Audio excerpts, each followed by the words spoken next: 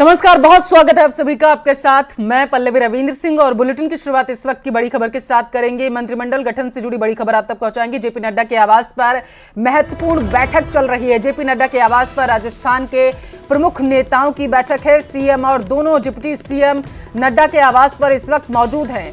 BL संतोष, राजेंद्र राठौड़ नड्डा के आवास पर मौजूद है और इसके साथ साथ प्रदेश संगठन महामंत्री चंद्रशेखर भी बताया जा रहा है कि बैठक में शामिल हुए हैं। प्रदेश सह प्रभारी विजय राहटकर भी मौजूद हैं। तो बड़ी खबर आप तक पहुंचा रहे हैं। मंत्रिमंडल विस्तार से जुड़ी हुई सीएम जो हैं वो दिल्ली में ही मौजूद है और बताया जा रहा है कि दोनों डिप्टी सीएम के साथ साथ बीजेपी के तमाम जो दिग्गज नेता है राजस्थान के, वो इस वक्त जेपी नड्डा के आवास पर मौजूद हैं। और इससे पहले बताते चले कि सीएम ने राष्ट्रपति द्रौपदी मुर्मू से मुलाकात की थी, रक्षा मंत्री राजनाथ सिंह से भी मुलाकात की थी। ज्यादा जानकारी के साथ दिल्ली से संवाददाता लाइव जुड़ चुके हैं लखवीर सिंह शेखावत। लखवीर, जेपी नड्डा के आवास पर दिग्गज पहुंचे हुए हैं, क्या कुछ अपडेट है? जी देखिए, मंत्रिमंडल को लेकर राजस्थान में कवायद तेज हो गई है और इसी के मद्देनजर बीजेपी के राष्ट्रीय अध्यक्ष जेपी नड्डा के आवास पर एक महत्वपूर्ण बैठक चंद मिनटों के बाद शुरू होगी, जिसमें शिरकत करने के लिए मुख्यमंत्री भजनलाल शर्मा, उप मुख्यमंत्री दिया कुमारी, प्रेमचंद बैरवा पहुंच गए हैं। इसके साथ ही पूर्व नेता प्रतिपक्ष राजेंद्र राठौड़, प्रदेश प्रभारी अरुण सिंह, राष्ट्रीय संगठन महामंत्री बीएल संतोष, प्रदेश संगठन महामंत्री चंद्रशेखर, सह प्रभारी विजया राहटकर इस बैठक में शामिल होने पहुंच गई हैं। चंद मिनटों के बाद बीजेपी के दिग्गज नेता और केंद्रीय गृह मंत्री अमित शाह इस बैठक में शिरकत करने पहुंचेंगे। केंद्रीय जल शक्ति मंत्री गजेंद्र सिंह शेखावत पहुंचेंगे और बीजेपी के प्रदेश अध्यक्ष सीपी जोशी भी चंद मिनटों के बाद इस बैठक में शामिल होने के लिए पहुंचने वाले हैं। आज का ये जो मंथन है काफी महत्वपूर्ण है, क्योंकि राजस्थान में अच्छे बहुमत के साथ सरकार भारतीय जनता पार्टी ने बना ली है। मुख्यमंत्री और उप मुख्यमंत्री ने शपथ भी ग्रहण कर ली है, लेकिन मंत्री परिषद कैसा होगा राजस्थान में, इसको लेकर मंथन किया जा रहा है और इसको लेकर कुछ मिनटों के बाद मंथन होगा जेपी नड्डा के आवास पर। इसीलिए तमाम दिग्गजों को बुलाया गया है, क्योंकि पार्टी चाहती है कि लोकसभा चुनाव से पहले, ये देखिए तस्वीर, बीजेपी के प्रदेश अध्यक्ष सीपी जोशी इस वक्त पहुंचे हैं इस बैठक में शामिल होने के लिए। बीजेपी प्रदेश अध्यक्ष सीपी जोशी को आप देखेंगे तस्वीरों में, जो कि इस बैठक में शामिल होने आए हैं। इस बैठक में वो हिस्सा लेंगे और कुछ मिनटों के बाद गृह मंत्री अमित शाह और केंद्रीय जल शक्ति मंत्री गजेंद्र सिंह शेखावत, जो कि अभी बचे हुए हैं, वो भी यहां पहुंचने वाले हैं और इस बैठक में वो हिस्सा लेंगे। मंत्री परिषद की शक्ल कैसी हो, किसे किसे मंत्री बनाया जाए, किस तमाम समीकरणों को साधा जाएगा, क्योंकि पार्टी चाहती है लोकसभा चुनाव 2024 से पहले तमाम जाति बिरादरी का संतुलन बैठाया जाए, तमाम क्षेत्रों से प्रतिनिधित्व सरकार में हो और तमाम लोगों का प्रतिनिधित्व उचित तौर पर दिखाई दे, क्योंकि 2024 का जो लोकसभा चुनाव है उससे पहले पार्टी किसी प्रकार की कमी नहीं चाहती, किसी प्रकार का कोई रोष नहीं चाहती, क्योंकि हमने देखा भी कि जब मुख्यमंत्री और उप मुख्यमंत्रियों का ऐलान किया गया तो निश्चित रूप से कुछ जाति बिरादरियों में असंतोष पनपा, क्योंकि आदिवासी तबके के वरिष्ठ नेता किरोड़ीलाल मीणा के समर्थकों को उम्मीद थी कि या तो वो मुख्यमंत्री बनेंगे और अगर मुख्यमंत्री नहीं बनाए जाते तो उप मुख्यमंत्री पद से उन्हें नवाजा जाएगा, लेकिन ऐसा हुआ नहीं। ऐसे में जिस दिन विधायक दल की बैठक में भजनलाल शर्मा को नेता चुना गया तो उस दिन नारेबाजी भी हुई थी भाजपा मुख्यालय के बाहर जयपुर में और उनके समर्थकों ने रोष दिखाया था। ऐसे में स्वाभाविक तौर पर पार्टी नहीं चाहती कि इस प्रकार का असंतोष प्रदेश भर से पनपे, इसलिए तमाम नेताओं का प्रतिनिधित्व सरकार में हो, तमाम जातियों का प्रतिनिधित्व हो, तमाम तबकों और वर्गों का प्रतिनिधित्व सुनिश्चित हो, ये पार्टी चाहती है। इसलिए बड़ा होमवर्क किया है राष्ट्रीय संगठन महामंत्री बीएल संतोष ने और राजस्थान के संगठन महामंत्री चंद्रशेखर ने, इसलिए वो तमाम लिस्ट लेकर पहुंचे भी हैं, तमाम तरीके का डाटा यहाँ सामने रखेंगे भी बीजेपी अध्यक्ष और केंद्रीय गृह मंत्री के सामने, और स्वाभाविक तौर पर तमाम समीकरणों से रूबरू भी करवाएंगे कि किन्हें मंत्री बनाया जाए, क्योंकि पार्टी आलाकमान का उद्देश्य है कि इस बार का जो मंत्री परिषद हो,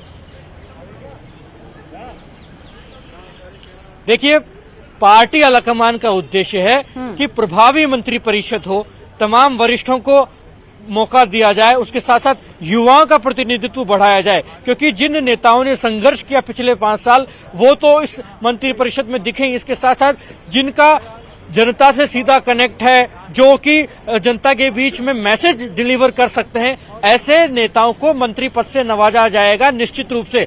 ये पार्टी चाहती है। लेकिन जैसा कि मुख्यमंत्री पद के चयन में हुआ, जिस प्रकार से 1 दर्जन से अधिक नाम चल रहे थे, लेकिन पीएम मोदी और अमित शाह का जादू देखने को मिला कि चौंकाने वाला नाम सामने आया और भजनलाल शर्मा को विधायक दल का नेता चुना गया और वह मुख्यमंत्री हो गए राजस्थान में।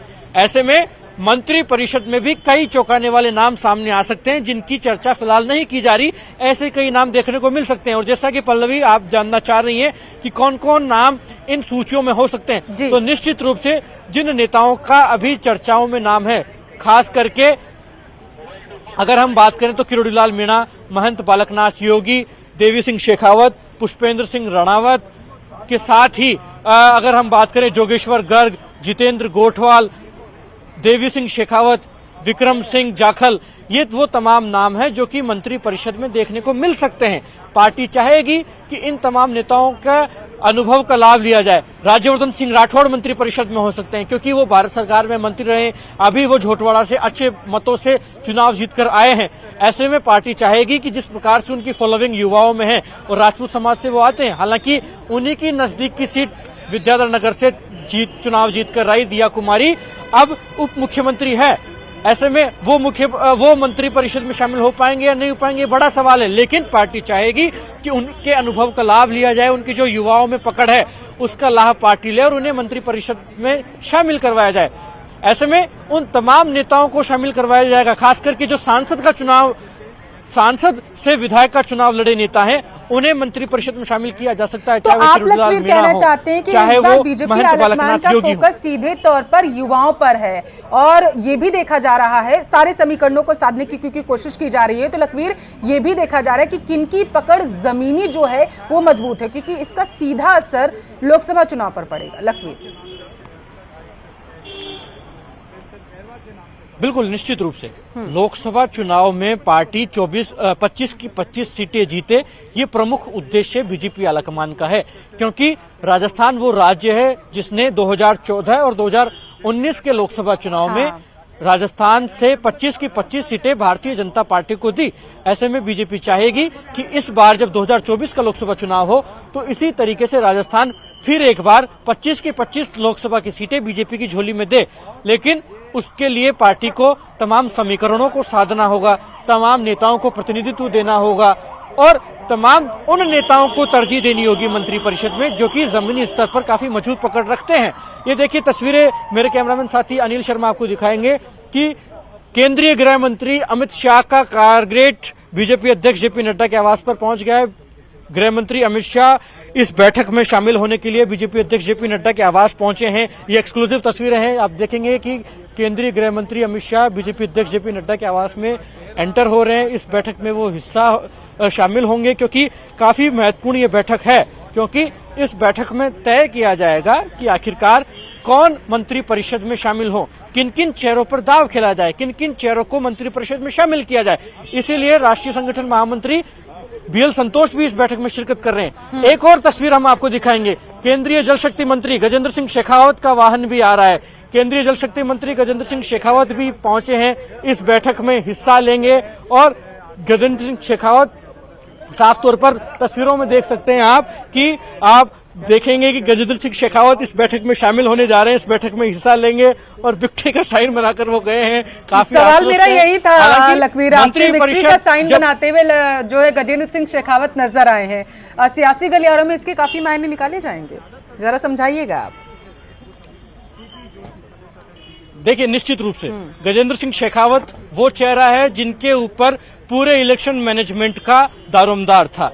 गजेंद्र सिंह शेखावत वो चेहरा है जो कि साफ तौर पर आधे से ज्यादा राजस्थान वासी मानकर चल रहे थे कि ये मुख्यमंत्री हो सकते हैं, क्योंकि प्रधानमंत्री नरेंद्र मोदी और केंद्रीय गृह मंत्री अमित शाह के चहेते माने जाते हैं और उन्होंने परफॉर्मेंस करके दिखाया भी है। जिस प्रकार से पिछले 5 साल में जल शक्ति मंत्रालय ने परफॉर्म किया तो उनका काफी योगदान उसमें है। ऐसे में काफी लोगों को उम्मीद थी कि ये मुख्यमंत्री हो सकते हैं, लेकिन कहीं ना कहीं बीजेपी आलाकमान को इनकी जो जरूरत है वो दिल्ली में लगी होगी, इसलिए उन्हें मुख्यमंत्री नहीं बनाया गया। लेकिन इनका योगदान चुनाव से पहले भी था और चुनाव के बाद भी, इसलिए इस बैठक में शामिल होने वो आए हैं और काफी आश्वस्त तौर पर दिखाई दिए, काफी विश्वास दिखाई दिए और विक्ट्री का साइन बनाकर गए, क्योंकि मंत्री परिषद का जब ऐलान होगा तो इन तमाम वरिष्ठ नेताओं से पूछा जाएगा कि किसे मंत्री बनाने से बीजेपी को गेन होगा। हाँ। इसीलिए राजेंद्र राठौड़ इस बैठक में शिरकत कर रहे हैं, इसीलिए प्रभारी अरुण सिंह शिरकत कर रहे हैं, इसीलिए प्रदेश अध्यक्ष सीपी जोशी को बुलाया गया है, विजया राहटकर को बुलाया गया है, अरुण सिंह को बुलाया गया है, ताकि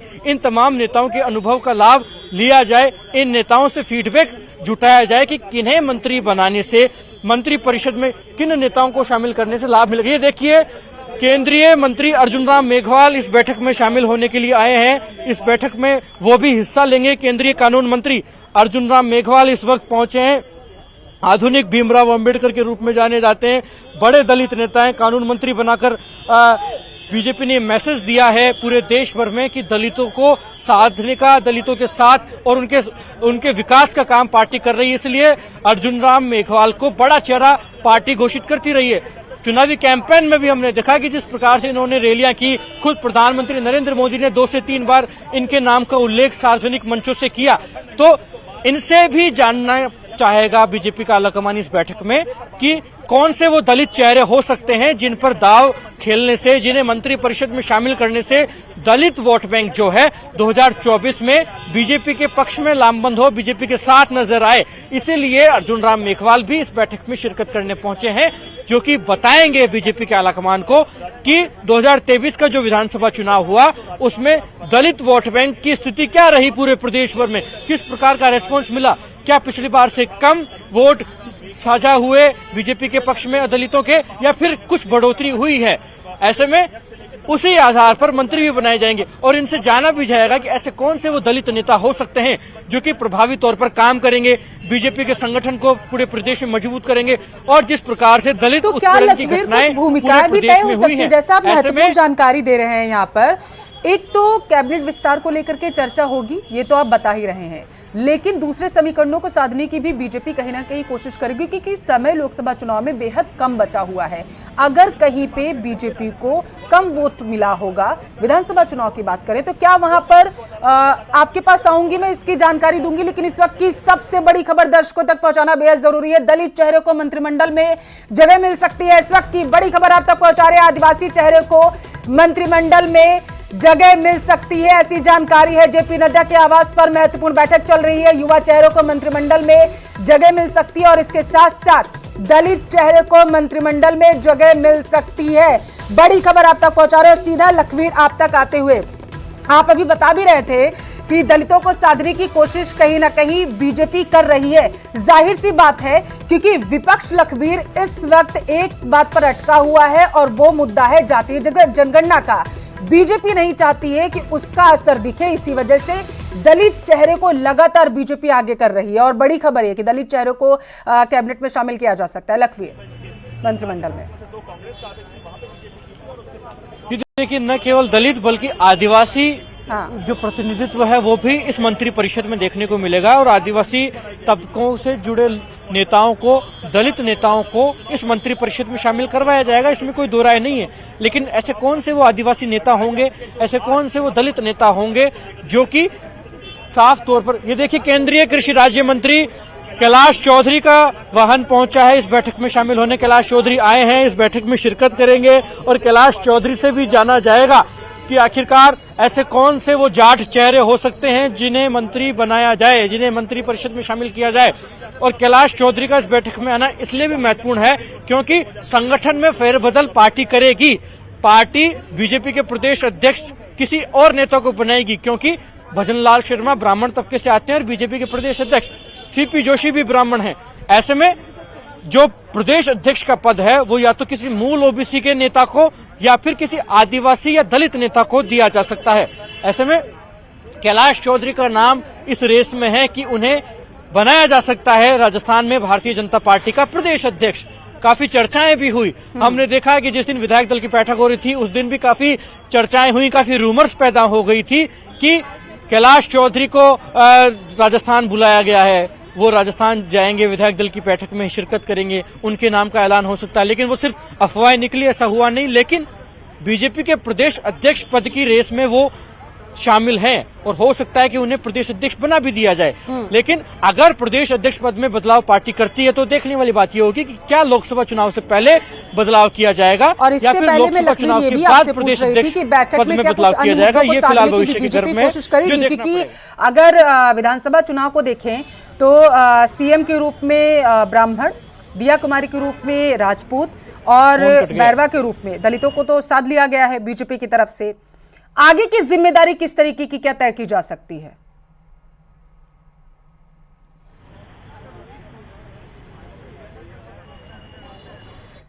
तो युवा चेहरों को मंत्रिमंडल में जगह मिल सकती है। जाएंगे लखवीर के पास। इस वक्त की बड़ी खबर आप तक पहुंचा रहे हैं, दलित चेहरों को भी मंत्रिमंडल में जगह मिल सकती है। लखवीर, आवाज पहुंच रही है आप तक? जी पल्लवी, ठीक है। सवाल मेरा था लखवीर, जैसा आप बता भी रहे थे, नामों पर तो चर्चा होगी इस बैठक में, लेकिन क्योंकि दिग्गजों का जमावड़ा लगा हुआ है, आगे की जिम्मेदारियां भी क्या तय की जा सकती हैं? बिल्कुल निश्चित रूप से राजस्थान में सत्ता और संगठन सामंजस्य बैठाकर काम करे, इसलिए सरकार भी प्रभावी हो और संगठन भी प्रभावी हो, यह आलाकमान का फोकस है। क्योंकि 2024 का लोकसभा चुनाव सामने है। ऐसे में तमाम जो प्रकल्प हैं, भारतीय जनता पार्टी के तमाम जो मोर्चे हैं, उनमें भी फेरबदल करना है, उनकी भी कार्यकारिणियां घोषित करनी है।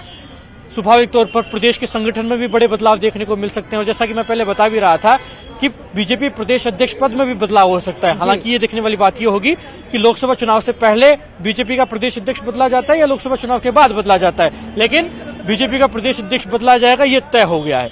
ऐसे में साफ तौर पर रणनीति इसी बात पर बन रही है अंदर बैठक में कि मंत्री परिषद में ऐसे कौन से वो चेहरे हो सकते हैं, कौन मंत्री बनने के काबिल हैं, जो कि न केवल सूबे की अशोक गहलोत सरकार जिस प्रकार से विफलताएं जो पिछले 5 साल में गिनाई, जो जब बीजेपी विपक्ष में थी, तो अशोक गहलोत सरकार की जो विफलताएं गिनाकर सरकार में आई है, चाहे वो दलित उत्पीड़न हो, चाहे वो महिला अत्याचार हो, चाहे बिगड़ती कानून व्यवस्था हो, चाहे बेरोजगारी हो, चाहे पेपर लीक हो, इन तमाम मुद्दों पर प्रभावी रूप से काम हो, इन तमाम मुद्दों पर रिजल्ट दिया जाए प्रदेश की जनता को। अगले 6 महीने 1 साल में ये इस सरकार का उद्देश्य होगा। इसी लिहाज से स्क्रूटनी भी की जाएगी मंत्रिपरिषद में कि ऐसे कौन से वो चेहरे हो सकते हैं, ऐसे कौन से वो मंत्री पद के लिए काबिल विधायक हो सकते हैं जो कि उन तमाम विफलताओं पर काम करेंगे प्रभावी रूप से और रिजल्ट देने का काम करेंगे। क्योंकि पीएम नरेंद्र मोदी जब प्रचार कर रहे थे राजस्थान में, तो उन्होंने साफ तौर पर अपनी गारंटी को सबसे ठोस और मजबूत गारंटी बताते हुए कहा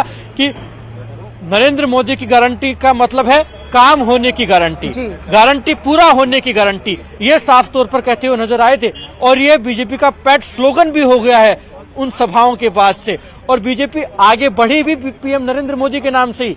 ऐसे में साफ तौर पर जिन विफलताओं के आधार पर पिछले 5 साल हमलावर थी बतौर विपक्ष के भारतीय जनता पार्टी, बीजेपी के तमाम नेता कह रहे हैं कि मोदी की गारंटी मतलब पक्की गारंटी, और इन्हीं को पहुंचाने का काम बीजेपी के नेता कर भी रहे हैं। महत्वपूर्ण ये है, अब लखवीर बताइएगा कि क्या बैठक शुरू हो चुकी है क्या?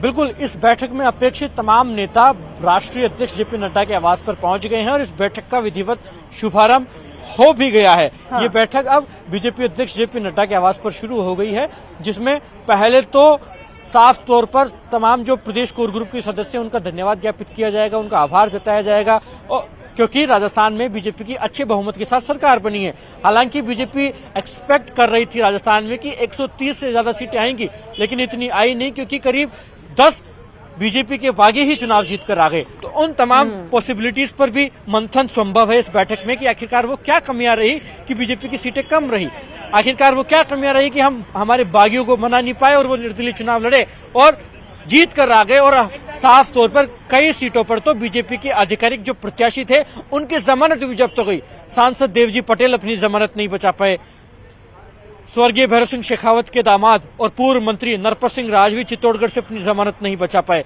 ऐसे में कई नेता हैं जो अपनी जमानत भी सुरक्षित नहीं कर पाए। ऐसे में पार्टी चाहेगी प्रदेश के नेताओं से जवाब कि क्या कारण रहे टिकट वितरण क्यों हम अच्छा नहीं कर पाए।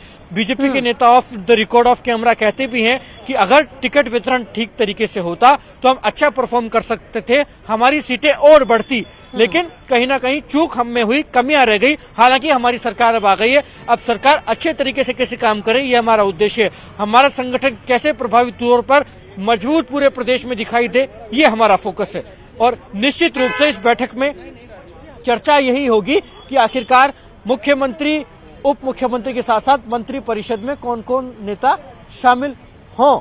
ये पार्टी चाह रही है रणनीति तैयार करना, खाका तैयार करना। तो क्या उस चूक को, उस गलती को सुधारा भी जाएगा लखवीर? अब क्या बीजेपी से बागी होकर के जो नेता चुनावी रण में उतर चुके थे, ताल ठोक गए थे, जीत कर सामने आ चुके हैं, क्या उन्हें साधने की अब कोशिश की जाएगी लोकसभा चुनाव को देखते हुए? देखिए, वैसे तो बीजेपी के विधायक दल के पास पूरा बहुमत है, 115 सीटें हैं। ऐसे में विधायक, जो निर्दलीय विधायक हैं, उनसे संपर्क तो साधा गया था, लेकिन क्या उन्हें उनका समर्थन लिया जाएगा? क्योंकि राज्यसभा चुनाव भी सामने आएंगे, फिर लोकसभा चुनाव भी हैं, और ऐसे में उनका रिप्रेजेंटेशन काफी मायने रखेगा, क्योंकि तमाम लोग अच्छे मैंडेट से चुनाव जीत कर आए हैं। हालांकि पार्टी ने टिकट नहीं दिया था तो निर्दलीय चुनाव लड़े, जीत भी गए, लेकिन अब क्या वो पार्टी के साथ नजर आएंगे? क्या बीजेपी को समर्थन देंगे? हालांकि वो निर्दलीय हैं तो स्वाभाविक तौर पर निर्दलीय ही रहेंगे, लेकिन समर्थन किसी भी दल को वो दे सकते हैं। ऐसे में क्या बीजेपी को समर्थन देंगे, ये देखने वाली बात होगी। हालांकि पार्टी चाहेगी कि ये तमाम लोग बीजेपी को समर्थन दें, क्योंकि बीजेपी के विचार परिवार से ताल्लुक रखने वाले ये तमाम नेता हैं, बीजेपी के तमाम ओहदों पर भी रहे हुए हैं, बीजेपी के कार्यकर्ता माने जाते हैं। हालांकि टिकट कट गया तो चुनाव लड़े, लेकिन आज भी इनकी जो श्रद्धा है वो बीजेपी के विचार के प्रति है। लखवीर, आपके पास वापस आऊंगी, लेकिन इस वक्त की बड़ी खबर दर्शकों तक पहुंचा दे। बैठक में गृह मंत्री अमित शाह मौजूद है, पहुंच चुके हैं सीएम भजनलाल, और दोनों डिप्टी सीएम भी बैठक में मौजूद है। मंथन किया जा रहा है, बैठक शुरू हो चुकी है। बताते चले, गजेंद्र सिंह शेखावत समेत कई बीजेपी के दिग्गज नेता जो हैं वो इस वक्त जेपी नड्डा के आवास पर मौजूद हैं, वहां पर मंथन किया जा रहा है। और जैसा कि लगातार हमारे संवाददाता लखवीर इस पूरे मामले पर जानकारी दे रहे हैं, वो बता रहे हैं कि तमाम मुद्दों को लेकर के बैठक में मंथन जो है वो किया जा रहा है। और इसके साथ साथ मंथन, लखवीर, क्या इस बात पर भी किया जाएगा कि बीजेपी के प्रदेश अध्यक्ष अगला राजस्थान में कौन होगा? जैसा कि आप बता रहे थे कि संभावनाएं हैं कि बदला जा सकता है। लखवीर जी, देखिए, ये तो निश्चित हो गया है कि बीजेपी के प्रदेश संगठन में बदलाव साफ तौर पर होंगे।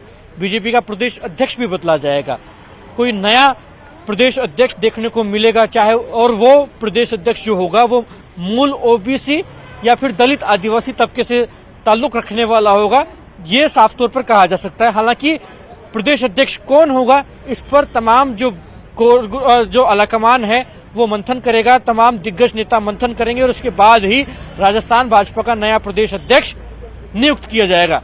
लेकिन उससे पहले ये जानना जरूरी है, ये इस बात को लेकर दिलचस्पी है कि बीजेपी का प्रदेश अध्यक्ष लोकसभा चुनाव से पहले बदला जाएगा या फिर लोकसभा चुनाव के बाद बदलाव किया जाएगा, क्योंकि करीब 6 महीने ही हुए हैं सीपी जोशी को प्रदेश अध्यक्ष बने। उनके नेतृत्व में चुनाव करवाया गया, उनके नेतृत्व में प्रदेश का चुनाव हुआ, लेकिन प्रदेश का चुनाव हुआ और सरकार भी आ गई, 115 सीटें आई। हाँ। लेकिन बीजेपी के प्रदेश अध्यक्ष सीपी जोशी खुद का बूथ हार गए, खुद की विधानसभा हार गए, और वहां से भाजपा से बागी होकर निर्दलीय चुनाव लड़े। चंद्रभान सिंह आक्या करीब 10,000 वोटों से चुनाव जीत गए। ऐसे में ये उनके लिए सेटबैक है, ये उनके लिए थोड़ा निराश करने वाली खबर है। हालांकि सीपी जोशी वो चेहरा है जो कि बिना किसी क्रेडिट की होड़ में पूरे प्रदेश अध्यक्ष कार्यकाल में नजर आए और बीजेपी सरकार बने। इसके लिए उन्होंने कई संकल्प भी लिए थे और साफ तौर पर बिना किसी विवाद में पड़े काम भी किया। हालांकि जब भजनलाल शर्मा मुख्यमंत्री राजस्थान के हो गए हैं, ब्राह्मण तबके से आते हैं, और बीजेपी के प्रदेश अध्यक्ष सीपी जोशी जो कि खुद ब्राह्मण हैं, ऐसे में साफ तौर पर उन्हें अब इस पद से इस्तीफा देना होगा नैतिकता के आधार पर, और किसी अन्य व्यक्ति को पार्टी का आलाकमान प्रदेश अध्यक्ष पद से सुशोभित करेगा और नया प्रदेश अध्यक्ष नियुक्त जल्द किया जाएगा। हालांकि सवाल सबसे बड़ा यही है कि जब प्रदेश अध्यक्ष का बदलाव होना सुनिश्चित हो गया है, ऐसा नजर आता है, लेकिन वो प्रदेश अध्यक्ष क्या लोकसभा चुनाव से पहले बनाया जाएगा या फिर लोकसभा चुनाव के बाद बनाया जाएगा, ये सबसे बड़ा कैबिनेट विस्तार को लेकर के बैठक हो रही है। तो जरा बताइएगा कि सियासी गलियारों में क्या है, पहले फेज की बात करें तो कितने लोगों का नाम सामने आ रहा है? देखिए, बीजेपी के आलाकमान इस वक्त मंथन इसी बात पर कर रहे हैं कि मंत्री परिषद में कौन कौन चेहरे शामिल किए जाएं, पहले कितने लोगों को इस मंत्री परिषद में शामिल करवाया जाए। और साफ तौर पर कहा जा सकता है करीब 1.5 दर्जन लोग या 2 दर्जन लोग पहले विस्तार में साफ तौर पर मंत्री परिषद में शपथ ले सकते हैं। करीब 1 दर्जन कैबिनेट मंत्री बनाए जाएंगे, अन्यों को राज्य मंत्री का दर्जा दिया जाएगा। आगे जो नेता छूट जाएंगे उन्हें बोर्ड आयोग की जिम्मेदारी भी दी जा सकती है, जो कि गैर विधायक हैं, क्योंकि Bharatiya Janata party cadre based party है, कार्यकर्ताओं की बड़ी फौज है, नेताओं की बड़ी फौज है। और कई नेता ऐसे हैं जिन्हें टिकट की उम्मीद थी, जिन्हें टिकट नहीं दी गई। कई नेता ऐसे हैं जिनकी सरकार लाने में महत्वपूर्ण भूमिका रही। ऐसे में उन तमाम नेताओं को भी बोर्ड आयोग का चेयरमैन बनाया जाएगा, ये निश्चित है। बोर्ड आयोग की जिम्मेदारी उनको दी जाएगी, इससे किसी प्रकार की कोई दरकिनार नहीं किया जा सकता, क्योंकि पार्टी चाहती है कि तमाम जो नेता, तमाम जो कार्यकर्ता जो विचारनिष्ठ हैं, जो कि पार्टी के लिए समर्पित रहे पिछले 5 साल, उन्हें ज्यादा से ज्यादा प्रतिनिधित्व सरकार में दिया जाए। चाहे उन्हें बोर्ड आयोग का चेयरमैन बनाकर राज्य मंत्री का दर्जा दिया जाए, या फिर जो विधायक जीत कर आए हैं उन्हें मंत्री परिषद में शामिल करवाया जाए। नजर इस बात पर है कि कैबिनेट मंत्री का दर्जा किन किन नेताओं को मिलता है, और किन जाति बिरादरी तबकों से आने वाले लोगों का, किन क्षेत्रों से आने वाले लोगों को कैबिनेट मंत्री बनाया जाता है। इस पर नजरें होंगी, क्योंकि एक चूक बीजेपी से हुई है। हमने देखा कि भजनलाल शर्मा जयपुर के सांगानेर से चुनाव जीतकर आए, उन्हें मुख्यमंत्री बनाया गया। दिया कुमारी जयपुर शहर की विद्याधर नगर सीट से चुनाव जीतकर आई, उन्हें उप मुख्यमंत्री बनाया गया। दूदू सीट से चुनाव जीतकर आए प्रेमचंद बेरवा को उप मुख्यमंत्री बनाया गया। ऐसे में तमाम जो लोग हैं वो जयपुर जिले और जयपुर संभाग से ही आते हैं, मुख्यमंत्री और उप मुख्यमंत्री। ऐसे में अन्य क्षेत्रों को, अन्य जिलों को कैसे बैलेंस किया जाए, ये प्रभावी तौर पर बीजेपी का फोकस होगा, बीजेपी के आलाकमान का फोकस होगा, क्योंकि अन्य क्षेत्रों से आने वाले विधायकों को, वरिष्ठ नेताओं को भी। लखवीर, इस बार के चुनाव में तो महत्वपूर्ण ये भी बन जाता है कि गृह विभाग को लेकर के क्या कुछ रूपरेखा देखने को मिल सकती है? लखवीर,